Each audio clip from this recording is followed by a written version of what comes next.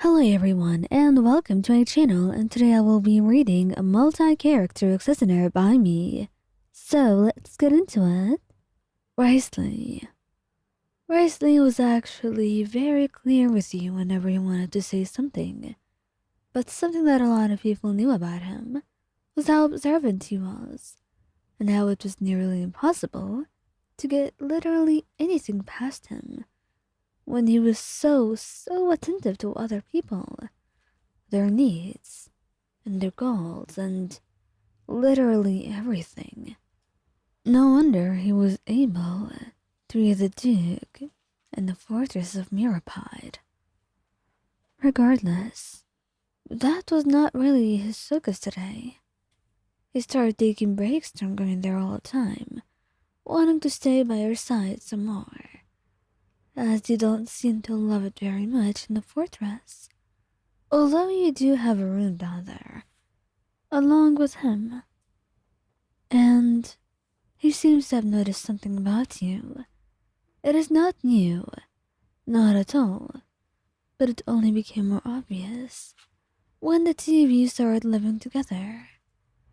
You seemed to be so insecure whenever you sat down, and you would try to hide your thighs, and maybe not sit so close to him, because you felt like they were too big. You were insecure. He could tell by how anxious you were, how sometimes you'd get a pillow and put it over your lap to hide your thighs, and you could tell that you were embarrassed about them, which he thought was quite ridiculous. But it was not a matter that he had any say in, until he realized that maybe he wanted to tell you something at the very least, or offer you some advice of some sort. He was your lover after all, and as your lover, he should be able to tell you what he thinks, if he knows that it can make you feel a little bit better. So as he sat down next to you, he held your hand gently within his own. Lion, my darling, I really need to tell you this, but there is no reason to be so insecure about your thighs. Really, you haven't said a word or made it so obvious. But I'm no idiot either. I noticed. You don't have to hide that. And if anything, I think they look very amazing. So there is no reason to want to hide them, he said. And you were frozen. He figured you out so fast and so easily, and you felt like you were a mess. How did you know that? How could you tell?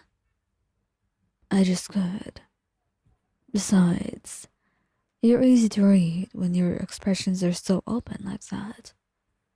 Not to mention your habits. It is hard not to notice, Ryan. I would have to be actively ignoring you then. You sighed. You felt rather embarrassed about your attempts.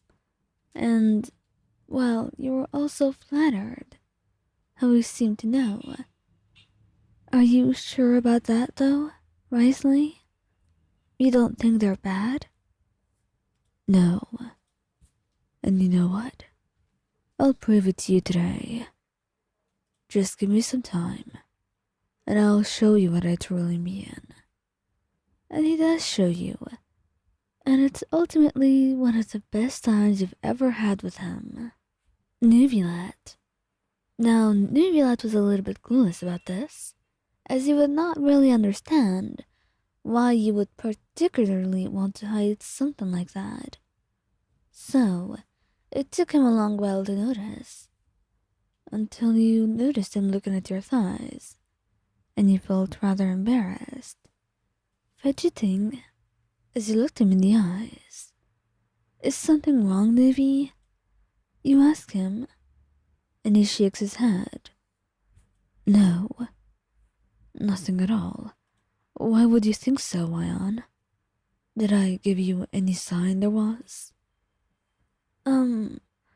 You've been staring at me, and my thighs, and, well, I'll just do my best to lose some weight. I promise.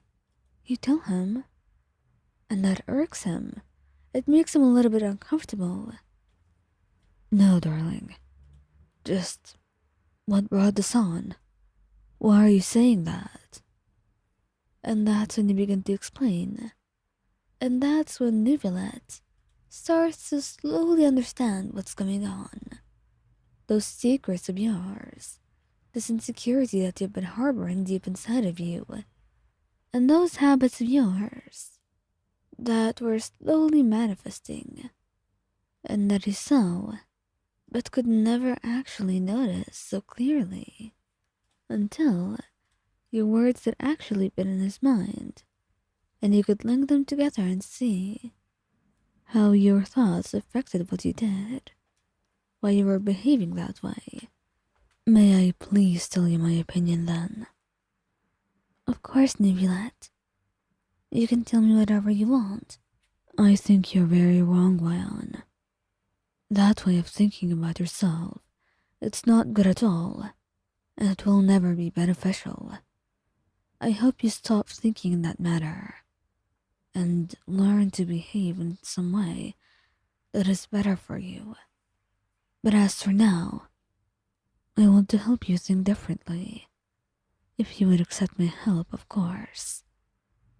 You felt yourself become flustered because he was so honest and also so correct about what he was saying. Alright then, Neuvillette. You may try. I'm not sure if I can get better soon or fast, but I will do my best. Of course. You may take all the time that you need. And then he leaned down, kissing your thighs gently and looking at you with a soft blush tinting his cheeks. You were blushing as well, because he had that soft, gentle smile on his face, all that love in his eyes. He may not be the best at this. He may not know how to navigate human things or emotions, and how to help you with your insecurities. And yet he did this, which already helped. To think that he sees you as someone beautiful and worthy of love, even though you still had those insecurities about yourself. And for him to love those insecurities as well, it truly melted your heart and was something special. And you appreciated this help from the bottom of your heart. And seeing as you like this, he was certainly bound to kiss you more.